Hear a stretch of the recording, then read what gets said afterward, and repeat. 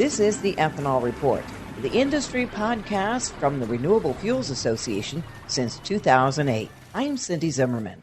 I'm speaking with Jeff Cooper, President and CEO of the Renewable Fuels Association, and we're going to take a look at 2024, which was a pretty good year for ethanol overall, but we did have our ups and downs. So let's just generally take a look at the year starting in January. The year started off with something new at the DC Auto Show. At RFA showcased its plug-in hybrid electric flex fuel vehicle.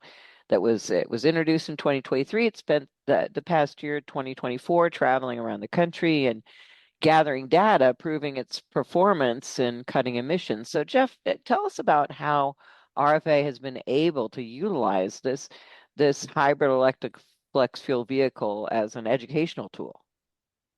Well, it has been an excellent educational tool and really, I think, helped us inform a lot of people and make a lot of people aware of the environmental benefits of using higher ethanol blends and flex fuels like E85.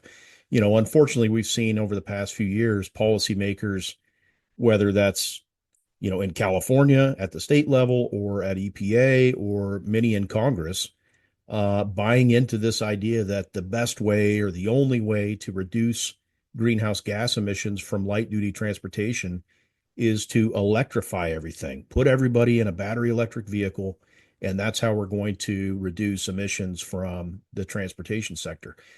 We don't see it that way, and we have been, I'd say, advocating for many years that there are other ways of reducing emissions. And yes, electric vehicle technology has its benefits. It's going to have its place in our automotive fleet moving forward. EVs are good. It's a great option for a lot of people, but there are other ways of reducing emissions that may be more affordable, may be more convenient for the consumer, and may provide more choice and more options for those consumers as well. And so that's really what the idea behind the plug-in hybrid electric flex fuel vehicle. We took a 2022 Ford Escape plug-in hybrid, converted it to run on E85.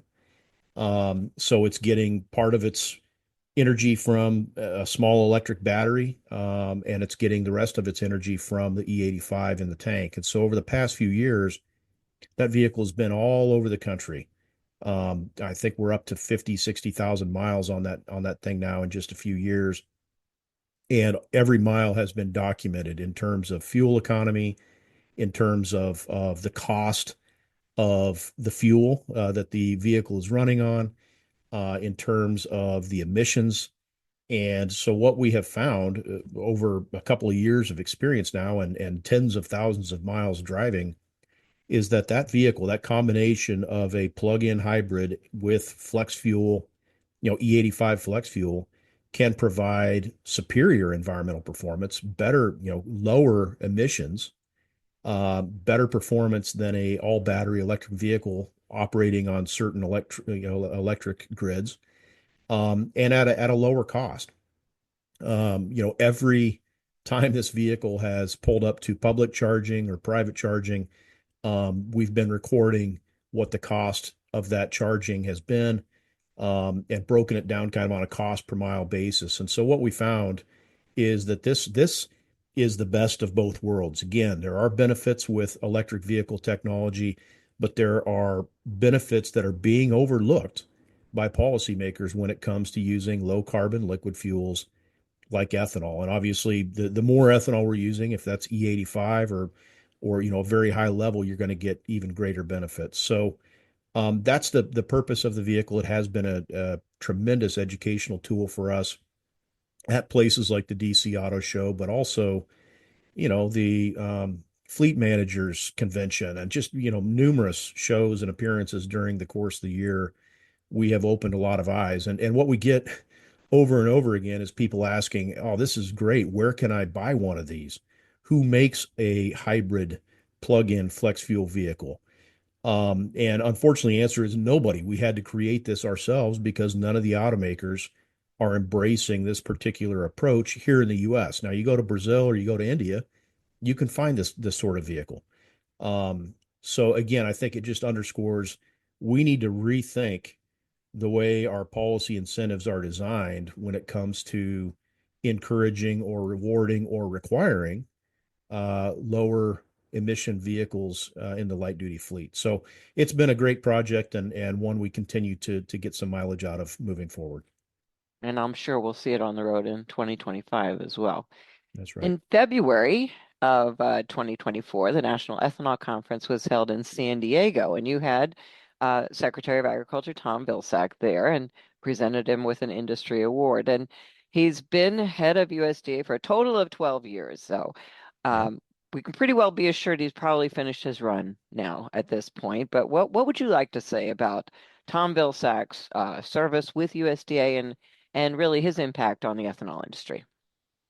Well, first of all, I mean, I think would like to congratulate Secretary Vilsack on just the tremendous job that he has done as secretary over those 12 years. Of course, it didn't happen all in order, but we certainly have seen tremendous performance from Secretary Vilsack in that position. And when it comes to renewable fuels, I think without a doubt he has been the most supportive, most knowledgeable, best Secretary of Agriculture ever for the renewable fuels industry. And I think that's because he understands better than most, or probably better than anyone, just how important biofuels are to agriculture.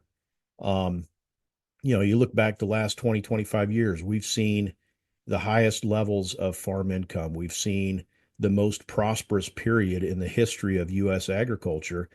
And that has not coincidentally occurred during the period of renewable fuels expansion and ethanol plants being built and biodiesel and renewable diesel facilities being built and creating new demand for the products that farmers are growing and producing on their farms. So I think he's done a phenomenal job as Secretary of Ag when it comes to being creative and looking at new market opportunities for America's farmers. And again, really focusing on the potential of biofuels, whether it's the Biofuels Infrastructure Program, HBIP, whether it's his support and defense of the Renewable Fuel Standard, E15.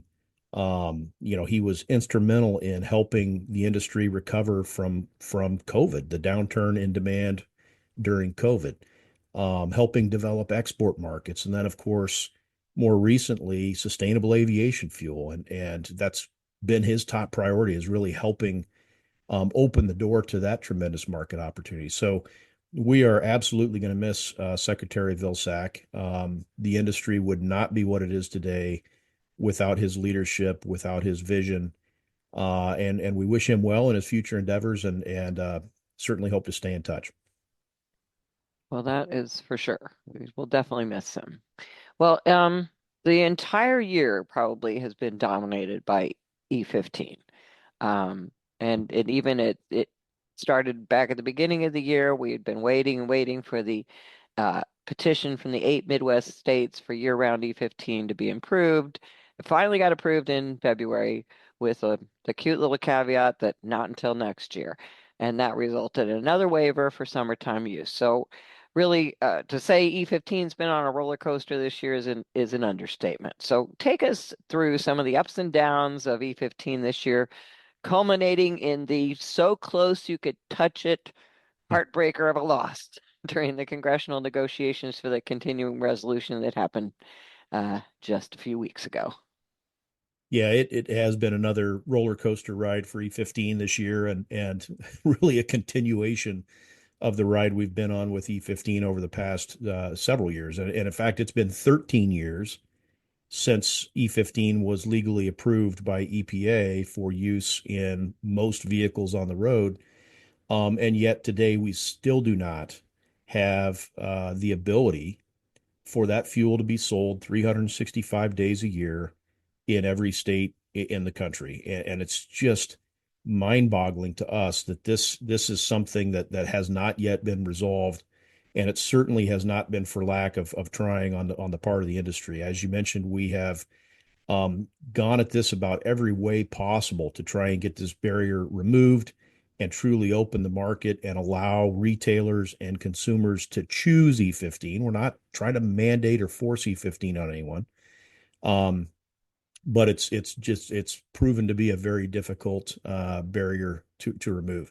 So looking at kind of how things went in 2024, you're right. We did finally get EPA to approve a petition from 8 governors in the Midwest who were tired of waiting on Congress to get its act together and solve this issue. So those 8 governors used their authority under the Clean Air Act to petition EPA and basically require a slight change to the gasoline blend stock used in those states that would then facilitate the ability to sell year-round E15. So EPA approved that early, fairly early in 2024, but as you mentioned, delayed implementation until 2025.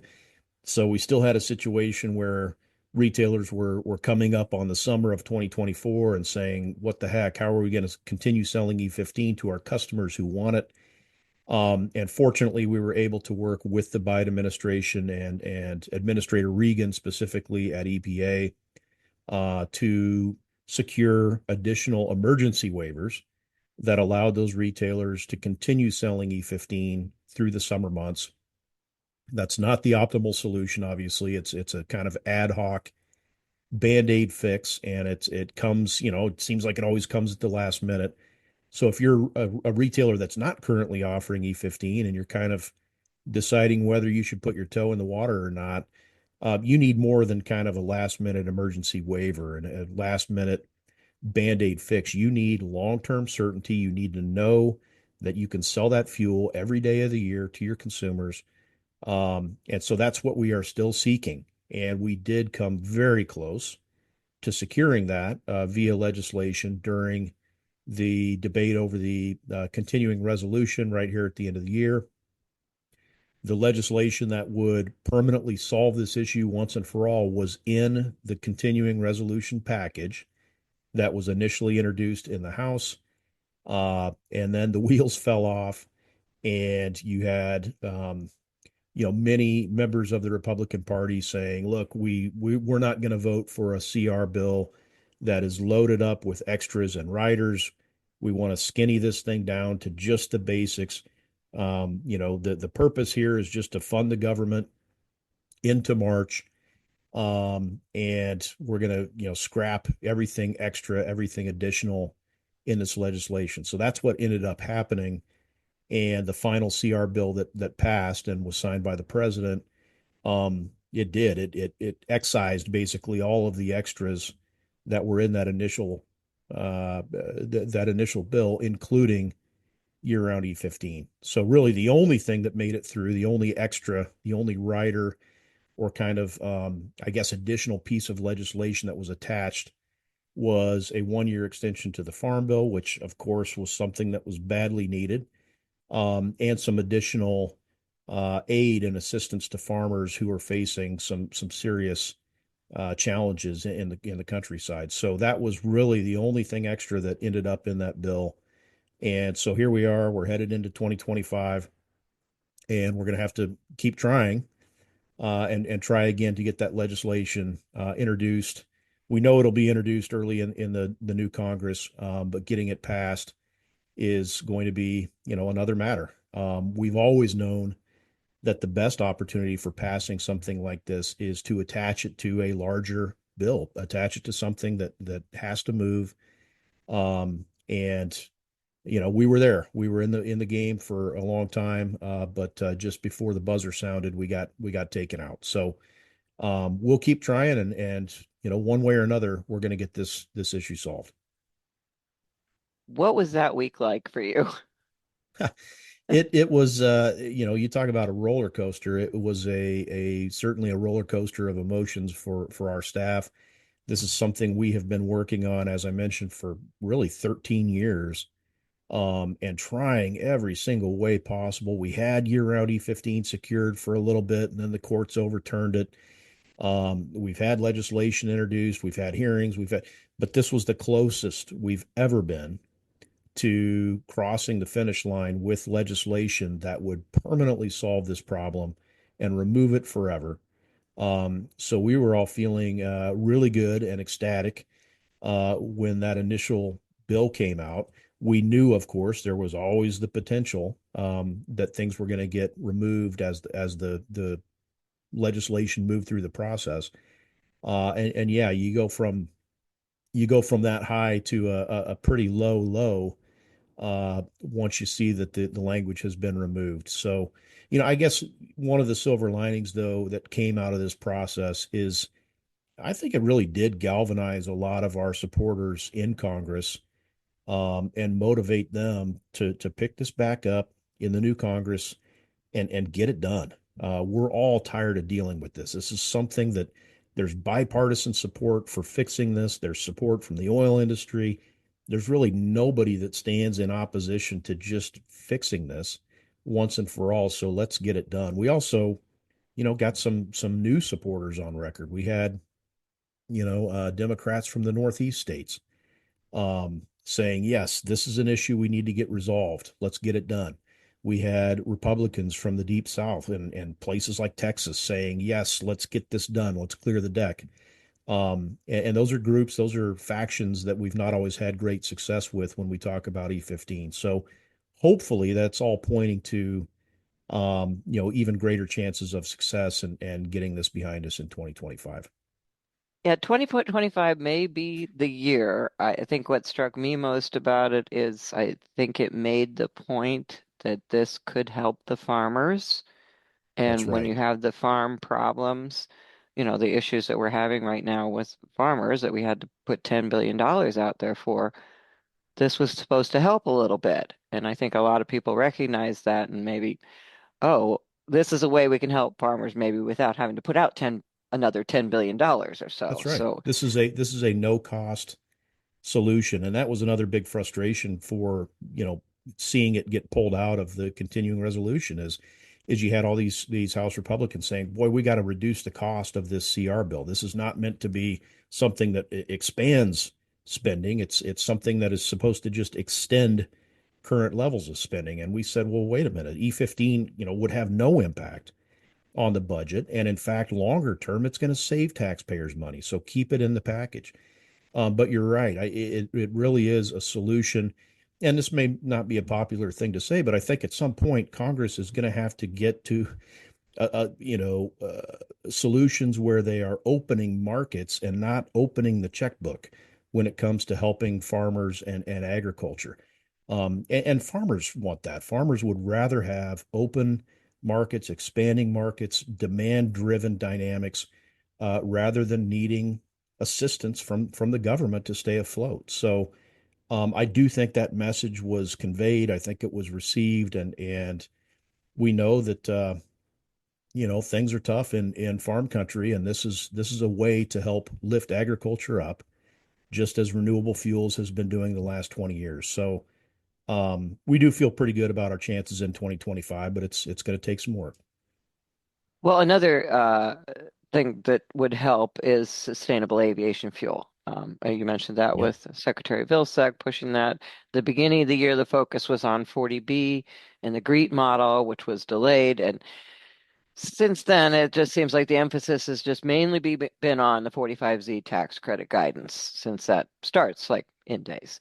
And it's necessary for the production of SAF. So what has happened this year as far as getting ethanol off the ground? What still needs to happen? Yeah, well, unfortunately, ethanol to jet or alcohol to jet is struggling to get off the ground, and a lot of that has to do with policy uncertainty, um, and just questions about how this is all going to play out with a new administration, with a new Congress. Challenges with accessing and using the existing 40B credit. 40B was a step in the right direction, and for the first time ever, it allows farmers and ethanol producers to claim credit for the carbon intensity reductions that are happening on the farm. And that's a huge step forward. That's a very important development. But certain other features of that tax credit program just weren't workable for farmers and certainly not workable for investors and developers in the sustainable aviation fuel space. If you already had a SAF facility up and running, yeah, 40B probably worked okay for you. But that program expires midnight on December 31st, so a day from now.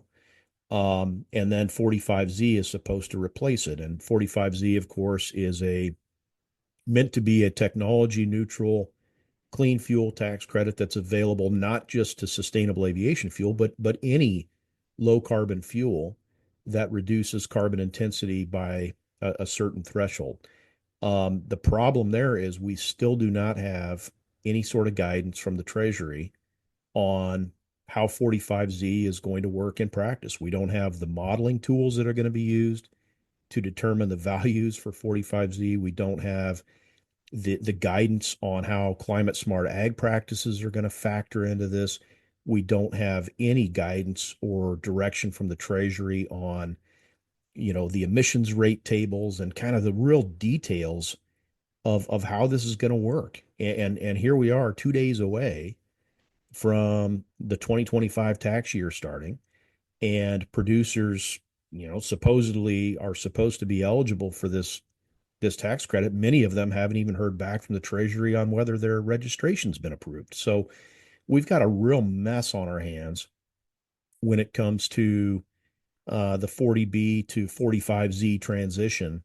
And it's causing a lot of frustration and confusion in the industry. You've got a lot of folks just saying, hey, just kind of, washing their hands of this thing and saying, hey, we're going to just keep doing what we're doing. And if and when Treasury gets this figured out, we'll take a look at it. But unfortunately, there's a lot of investment, a lot of plans that have been put on the shelf because of the inaction and indecision by the Treasury when it comes to getting 45Z guidance out the door. So that's going to be a big priority for us moving into 2025. Of course, you've got a new administration coming in. You've got a new Congress coming in that may have different views on what to do with 45Z and what to do with all of those Inflation Reduction Act tax credits. And that just adds more uncertainty and more instability. And it's going to be something we have to keep a very close eye on. A big issue that you dealt with this year was tied into the push for electric vehicles was EPA's tailpipe emission standards, which the ethanol industry you're continuing to fight. Where is that at this point, and how much impact might the Supreme Court decision on the Chevron deference that we saw this year have on that case or any others going forward? Well, yeah, we did see early in 2024, EPA finalized a new set of tailpipe emission standards, and those standards cover the years 2027 through 2032, and they are so stringent. They require, automakers to reduce emissions from the vehicles they're producing by to such a degree that it basically forces automakers to build more electric vehicles and build far fewer internal combustion engine vehicles that run on liquid fuels. And in fact, EPA itself says by 2032, for automakers to comply with these new standards, they think 2 out of 3 new vehicles will need to be battery electric in order to comply with the standards. And the reason that electric vehicles are viewed so favorably under this regulatory program is EPA treats them as zero emissions vehicles. They say there's no tailpipe, so there's no tailpipe emissions, and there's no emissions impacts from building an electric vehicle. And so when when you're an automaker and you have to meet a certain standard, we're just going to count electric vehicles as zero emissions, whereas a Ford F-150 or a Tahoe or something like that's going to be in the 350 to 400 gram per mile range when it comes to CO2 emissions. They're saying a Tesla is a zero. And so, of course, that's going to force the hand of the automaker and force them to build more electric vehicles. And so we took offense to the approach that EPA is taking with these tailpipe standards. We've always said we should be looking at emissions impacts on a full life cycle basis. Of course, electric vehicles have greenhouse gas emissions impacts. They're not at the tailpipe, they're upstream. They're at the coal-fired power plant or the natural gas-fired power plant, or they're tied to the extraction of the minerals that go in the battery or the construction of the battery. Of course, there are emissions. So let's look at all those emissions in a consistent and apples to apples manner. And if we do that, we feel very good about the ability of biofuels like ethanol to compete on that sort of level playing field. Unfortunately, that's just not what we have with these regulations. So we did, along with 54 other parties, sue EPA over these regulations. And really, the argument is Congress never authorized EPA to take this kind of approach. There's no legislation, no law, no bill anywhere where Congress directed EPA to essentially mandate the production and sale of electric vehicles to reduce emissions from transportation. That law does not exist. That authority does not exist.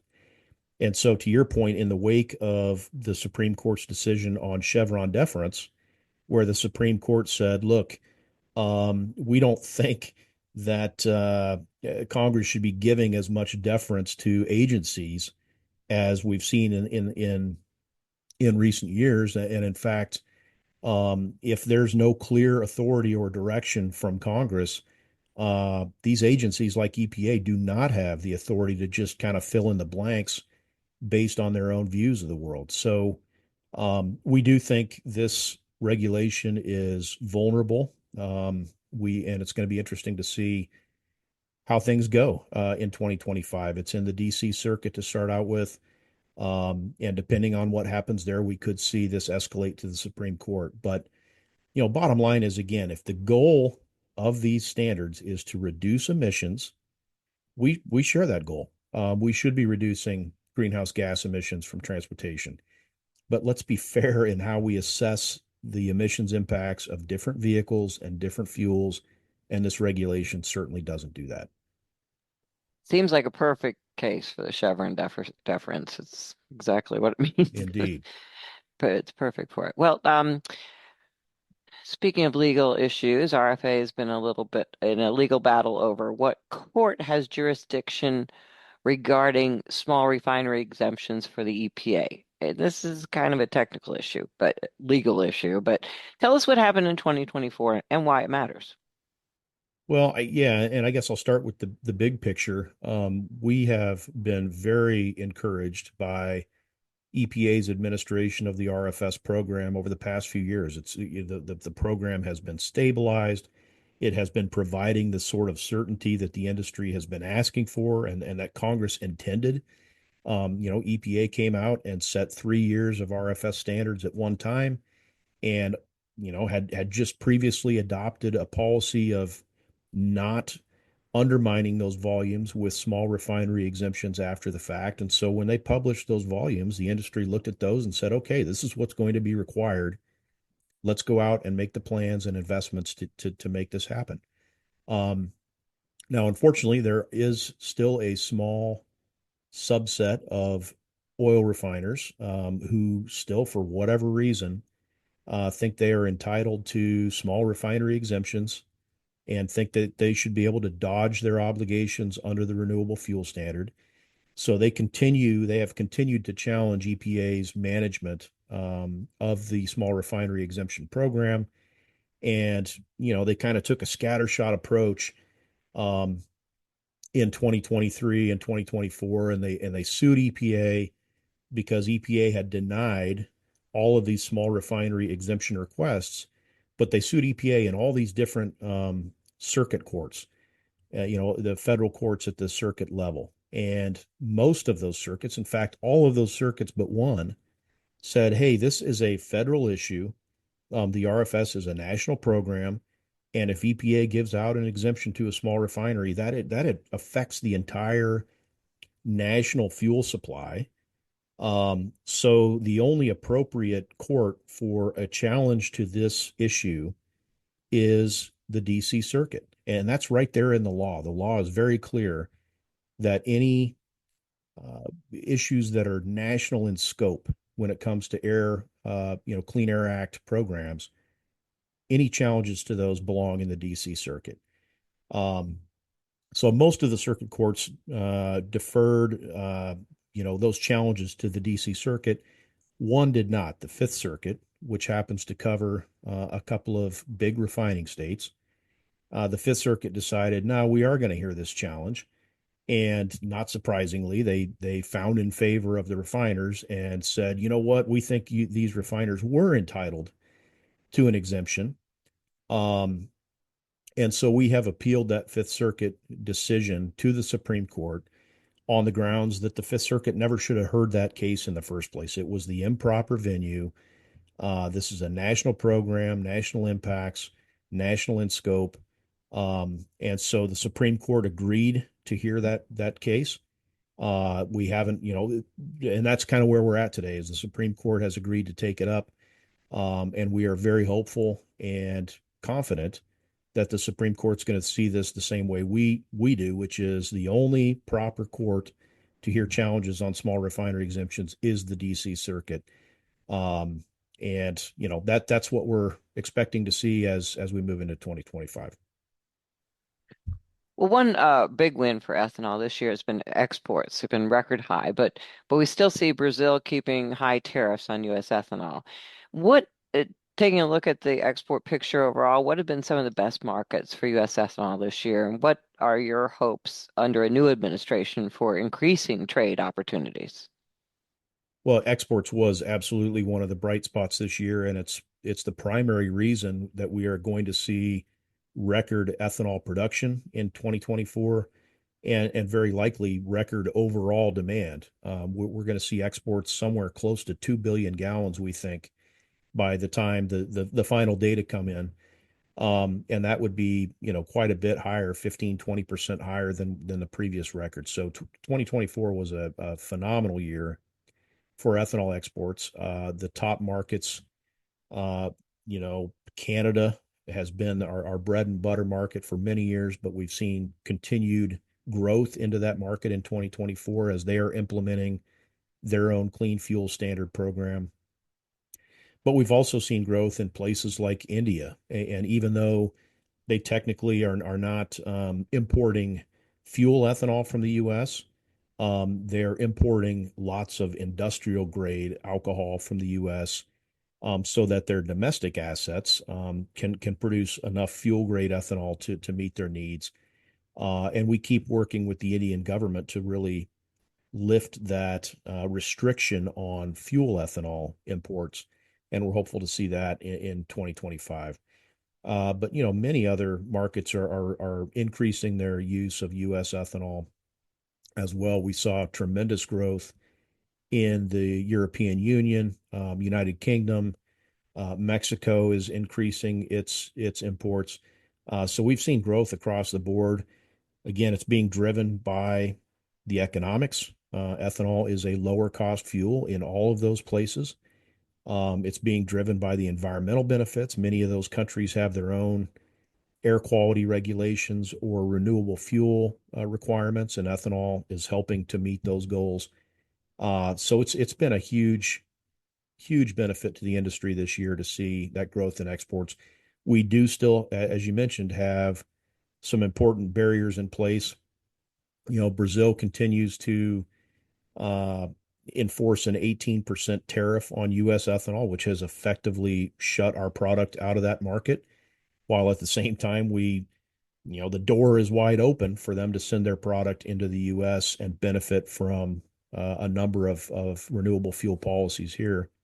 And then China is another place where historically we had sent a lot of ethanol to China in the past, but because of their extremely high and punitive tariffs, we're not seeing any volume going to China in 2024. And it's really been several years since we've seen any product go that way. But as we look at 2025, we're going to be really going after some of those barriers in those countries. We're going to be working with the new administration, the new folks at USTR, Commerce Department, USDA to really, attack those trade barriers and try and get them removed and get those markets opened up.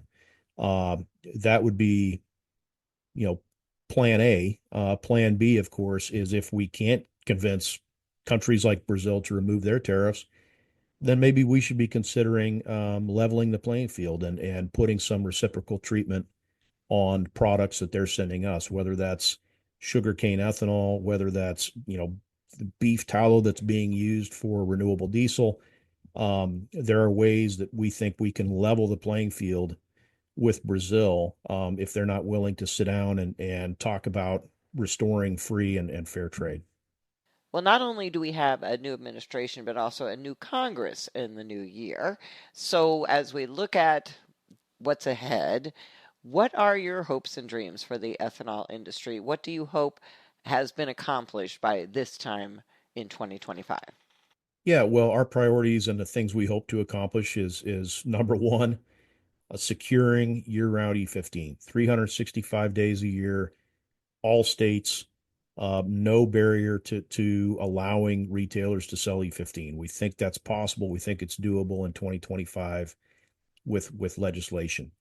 Secondly, we don't want to see any backtracking on the renewable fuel standard. We don't want to see a return to massive small refinery exemptions. We don't want to see volumes reduced.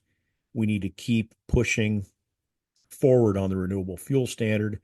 We need to see continued growth in those volumes for 2026 and beyond. Thirdly, we need to see a thorough reexamination of the tailpipe standards. And we need to see efforts to level the playing field for renewable fuels in that program.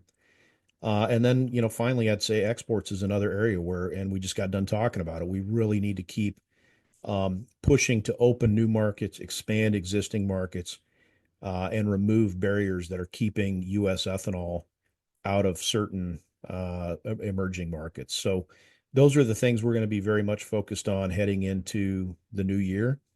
And we're excited about the prospect of working with a new administration, new Congress to get these things done. And right into the new year will be the 30th National Ethanol Conference in Nashville in February, the 17th through the 19th. Registration's open real quick. Why should people in the industry attend?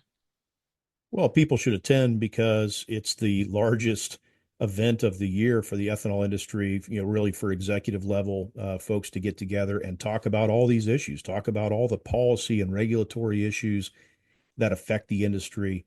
Talk about the new technologies and new opportunities that are coming, whether that's sustainable aviation fuel or other things. It's just the best opportunity of the year for leaders in the industry to get together, compare notes, exchange ideas, and learn new things about where we're headed as an industry. So we are very excited about this being our 30th anniversary NEC. Also excited that this will be the very first time we've done the event in Nashville. People are, I think, pretty excited about that. So going to be another great conference, another great event, and we are definitely looking forward to it. We are looking forward to it and hope to see lots of you there as well. You can find out more at nationalethanolconference.com. And that's the Ethanol Report. Happy New Year, and thanks for listening.